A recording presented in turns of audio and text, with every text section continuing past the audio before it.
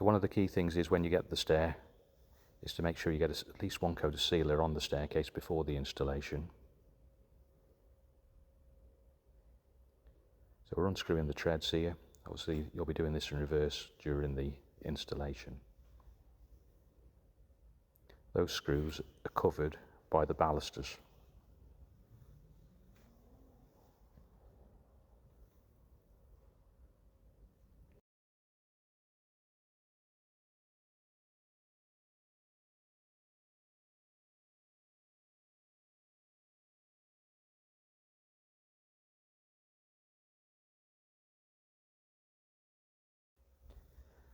So we're now going to remove this large custom tread at the top, which is providing a landing and a winder detail, as agreed by the client's architect.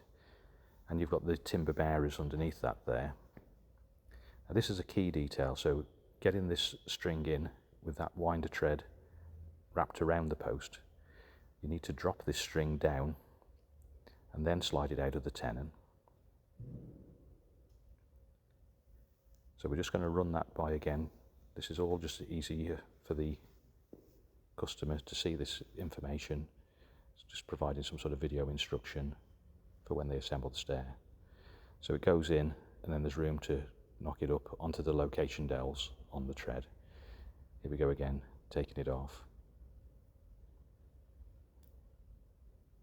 There's the tenon.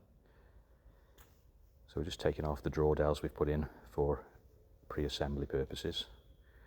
And as we come under here, you can see the dowel drillings in the posts for the tenon draw dowels.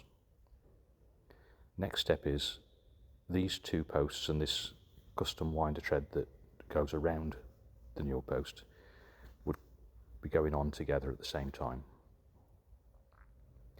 They're tenoned onto the main trunk of the stairs. And here you'll see that tread is mortised in and cut all the way around three sides of the post.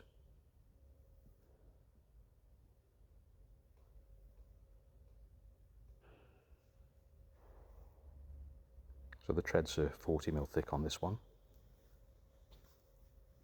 There's your main trunk of the staircase, and that's how that'll come pre-assembled. Then your newels and your handrails are loose. Those upper treads for around the winder landing area.